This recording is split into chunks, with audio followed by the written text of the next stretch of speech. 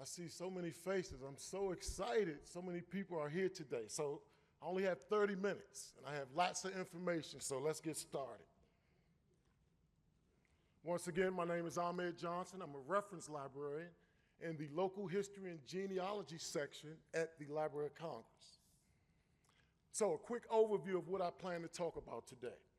We'll talk about the size and scope of our collections, some basic genealogical research methods, the Local History and Genealogy homepage. We'll search the online catalog, and I'll talk about some subscription databases, some digital collections, and records that document African Americans in America. So, for more than 200 years, the Library of Congress has amassed resources by and about African Americans as part of its mission to promote the comprehensive study of American history and culture. No special count has been made of all subject areas comprising African American history and culture. This is because the subject matter is spread throughout our collections. The African American story is America's story, right? All right, so let's talk about some basic, really basic genealogical research methods. I always recommend that you start with you, not grandma or grandpa. We all have 2 parents, 4 grandparents, 8 great-grandparents, and the number goes up exponentially the further you go back, right? So if you get stuck on one line, simply go to the other. You may make the connection further up the tree. And how do you document this? You want to document it with vital records.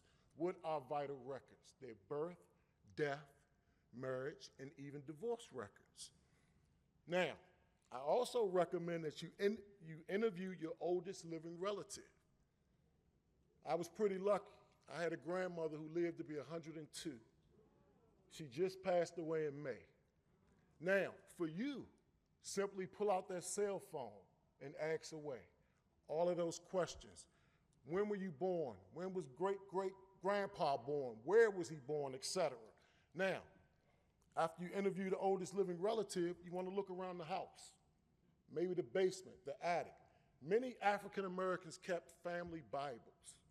This is where they documented things that happened in the family, marriages, deaths, births, etc.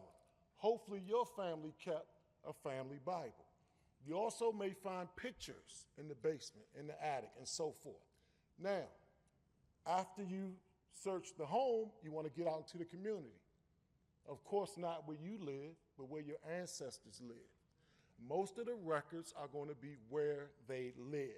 So you want to look at the county courthouse, a local historical society, a genealogical society, etc. Now, usually for African Americans, we can trace our family back to the 1870s, right? Before 1870, many African Americans who were enslaved don't appear on federal records.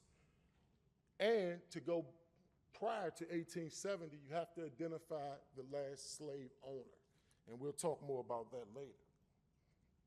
So, how can we at the Library of Congress help you with this research?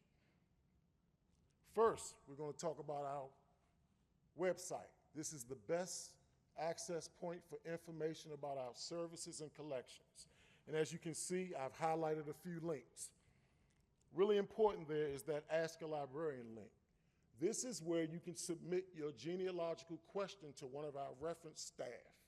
Now, we won't do your research for you. Don't submit a question saying, give me everything you have for my great-grandfather, John Smith. That won't happen, but we will point you in the right direction, even if the records aren't at the Library of Congress. We'll tell you where the information can be found. Also on our homepage, we have a link called Bibliographies and Guides. These are guides created by our reference staff to assist you with your genealogical research. And as an example, I went to the African American section. As you can see, we have several offerings here related to African Americans and genealogy. Here's the introduction, and that picture is really interesting. This is the only picture of an African-American Civil War soldier with his family. The only one in existence, and that's why I put that on the website, because I was the one that created this particular guide. So you have an introduction there, and here you see bookmarks. These are alphabetical. Here you just simply look for your particular surname and see if we have any published books related to that name. Okay, this is not comprehensive. So you may not find your name, but this is the first place to search for your name. Now, what if you don't find your name in that research guide? You simply go to our online catalog. We have about 40 million books at the Library of Congress. We also have about 60,000 genealogies, family histories. So you simply go to the catalog. You want to select Browse.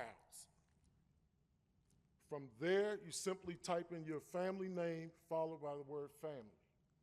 My family name is Peters. So what did I do? I typed in Peters followed by the word family. Once again, Browse, subjects beginning with Peters followed by the word family. And as you can see, we have 36 offerings for the Peters family. Now, it's also a smart catalog. So it's telling me that I also may want to search Petrie and Pierre family, but we had 36 books relating to the Peters family. I can tell you right now, none of these books were related to my line of the Peters family. So what does that mean? I have to do the research. Most of our books come in by donation from people just like you.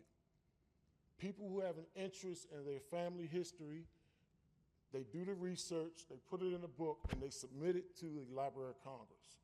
So I recommend that when you do the research, you submit your book to the Library of Congress. Now, here are some examples of the books that we have for the Peters family. Here, what you're looking for are names, dates, and locations relevant to what you already know about your family.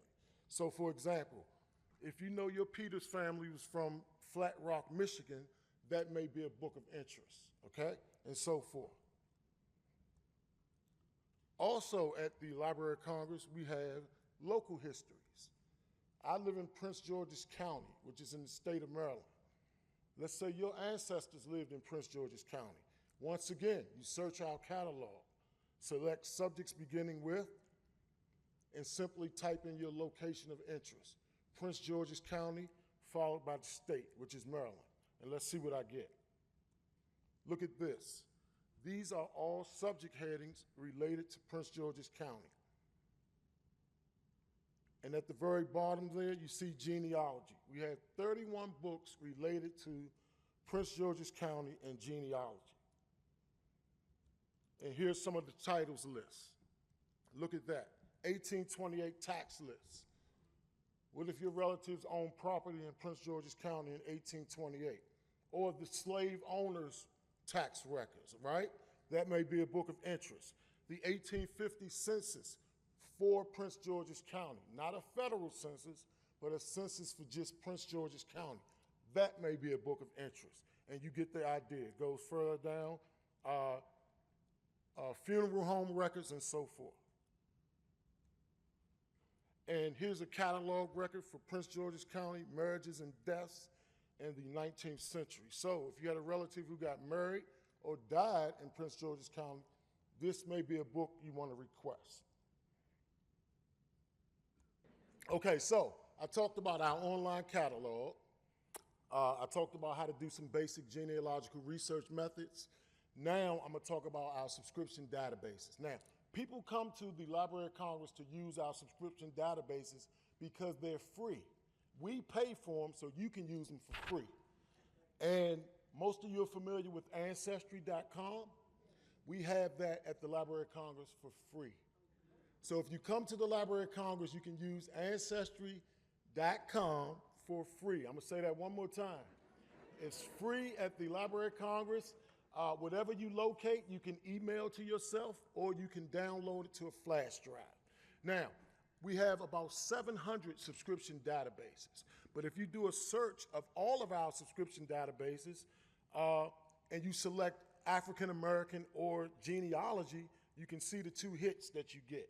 I selected African American. And look at this.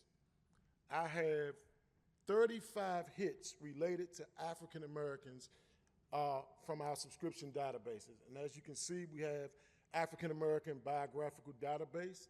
If you have a prominent ancestor, you want to search that. We have the African American newspapers, right? Genealogists are always interested in newspapers because they have obituaries, right? Where you can find information about your ancestor and so forth. Also, if you can't make it to the Library of Congress, what do we have that you can use from home? We have digital collections. And if you select African American, you'll get over 60 hits related to African Americans that you can search from the comfort of your own home. And as you can see, these are examples of some of the collections. And as you can see there, I pointed out the Born into Slavery, the WPA slave narratives. Anybody familiar with these records? These are unique because it was one of the first times that formerly enslaved people were interviewed about their time in slavery. So, if you have an ancestor who was enslaved, this may be a record that you want to look at, a collection that you want to look at, and it's all keyword searching, okay? So, I selected Born into Slavery, and we're going to go on a journey now. I'm going to take you on a journey, okay? Let's just pretend that this guy, Richard Slaughter, is your ancestor, right? Richard Slaughter, he did a slave narrative. His slave narrative was taken December 27th, 1936 in Hampton, Virginia. And I selected Mr. Slaughter because I attended Hampton University. So I had an interest in Mr. Slaughter. So as you can see, this is one record. This is his slave narrative. This is digitized on our website. And the first thing he says is, he tells us what? When he was born, January 9th, 1849. He also tells us where he was born. He was born on the James, Epps Island, near City Point. Then he says that he left Epps Island around 13 years old and went to Hampton. He continues. He talks about leaving Hampton and going to a place near Harper's Ferry. We all know what happened in Harper's Ferry with the John Brown raid. He was there around that time. He also talks about meeting who? Aboard a steamer, going to Alexandria, Virginia. Who did he meet? Abraham Lincoln, right? He met Abraham, and look at this. Genealogy is about more than just names, dates, and locations. We want to know how people live. In genealogy, we call it putting meat on the bones, right? So it's great to have when somebody was born. It's great to have when they died. We want to know what were their struggles, what were their triumphs, how did they live. So as you can see, he goes on to say, when asked by the interviewer, what did he think about Abraham Lincoln? He says he looked more like a preacher than anything else. So now we have a glimpse of his personality, the good stuff, right? Okay, so he continues. He enrolled in the Union Army, right?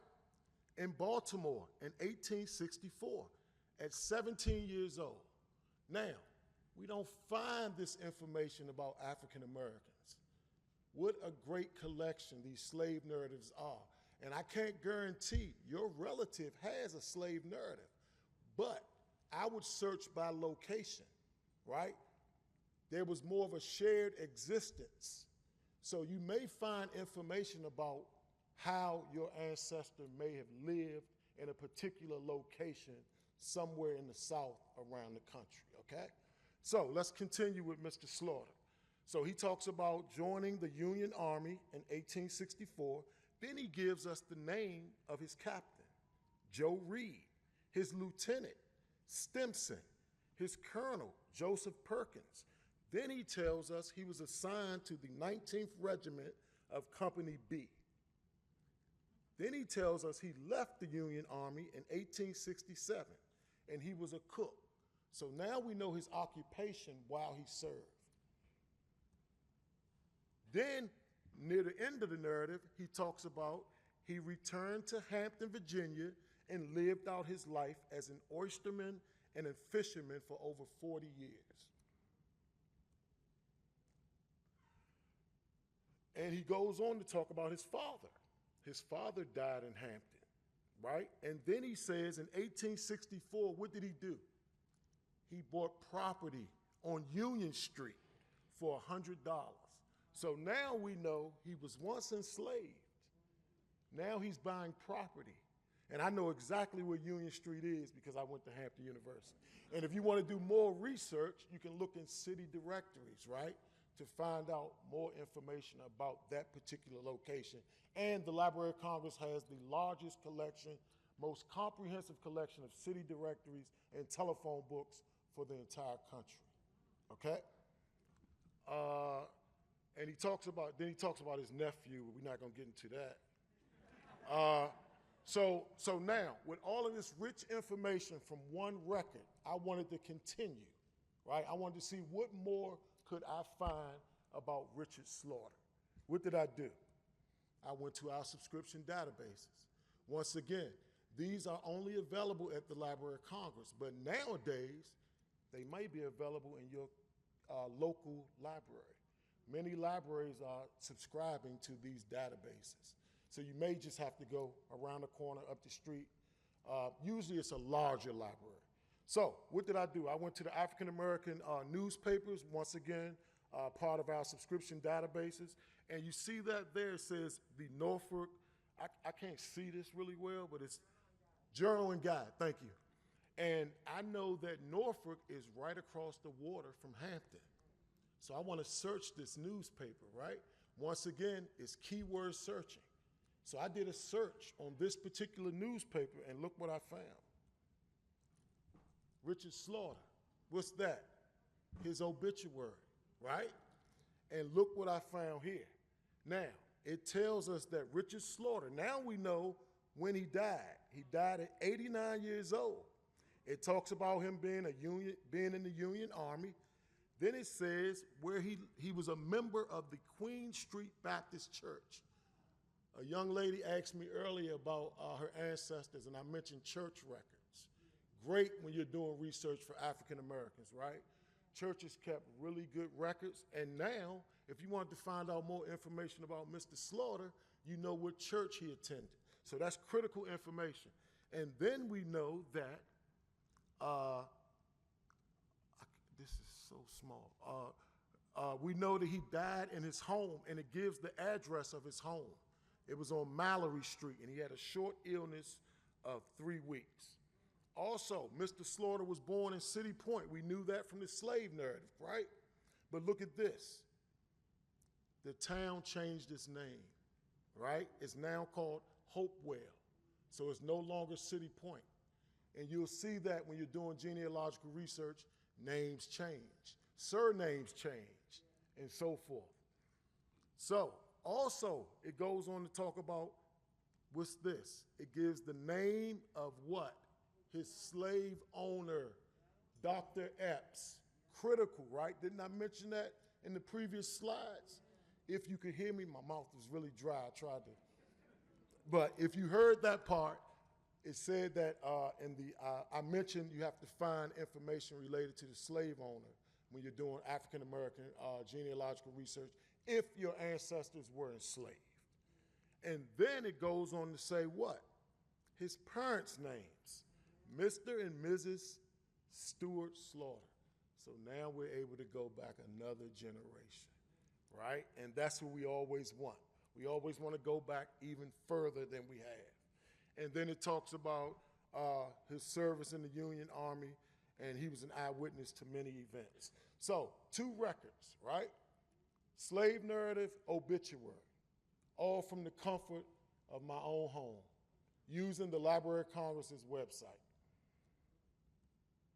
Also, there's another database that's absolutely free that I love. It's called Chronicling America. How many people are familiar with that? It's a newspaper database, right? But there are two portions to this. One is the digital portion, which allows you to do keyword searching. Put in whatever you like. Put in a name. Put in a church name. See what you find. But everything's not digitized. There's also a directory. Most of us know where our relatives live, but we don't know what newspapers were in circulation when they were there. This particular site will tell you which newspapers were in circulation in a particular location during a particular time. And then it'll tell you what repository has that particular newspaper. And chances are it's right at the Library of Congress, because we have, once again, one of the most comprehensive collections of newspapers for the entire country. So, and I have an example from Chronicling America. I did a search.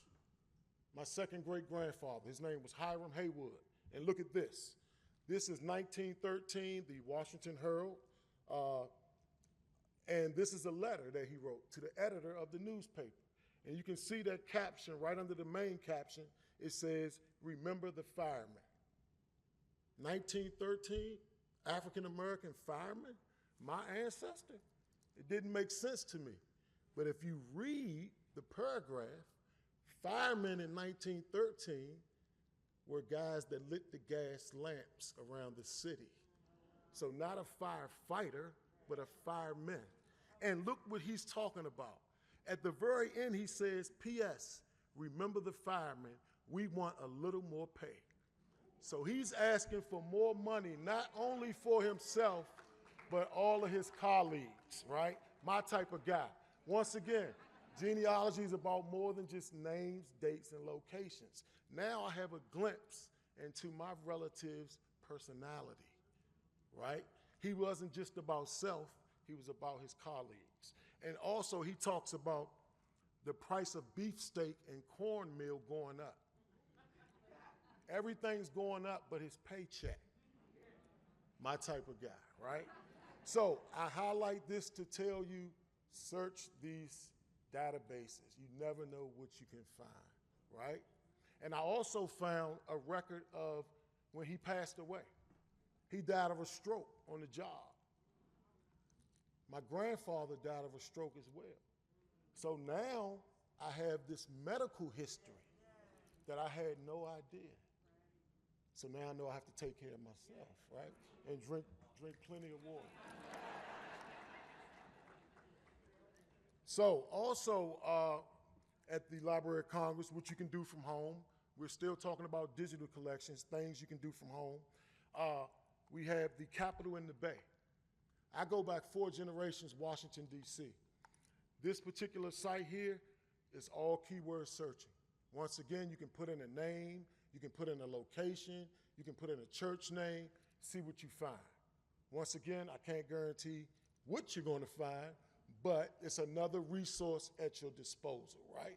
And D.C. is not the only place. We have one for the Midwest. We also have one for California, and I believe some other parts of the country. So check it out. It's all available on our website. Also, when you're researching African Americans, you want to know what governed them, what laws were in place. So I recommend looking at this particular site. It's called Slaves in the Courts. Once again, keyword searching, put in a location, see what you find, so you can get an idea of what governed your ancestors and their movement, why they may have left that area, right? Okay. Also at the Library of Congress, now I'm jumping back to our catalog, our online catalog. We have regimental histories. Of course, military histories are at the National Archives, but we have published regimental histories. So if your ancestors served in a war, particularly the Civil War, you can search our catalog if you know what regiment they served in, and you can see what books we have related to the history of that particular regiment. And in this case, I picked the 54th Massachusetts And everybody knows about that. There was a movie made about that, Glory, starring Denzel Washington. There have been books written about that particular regiment. Put in the regiment where your ancestors served and see what you may find. Also, at the Library of Congress, we have something called the Historic American Building Survey. This is also a digitized collection of historic buildings from across the country. And what did I do? We're still going back to Richard Slaughter. So I searched this particular collection, and what did I do?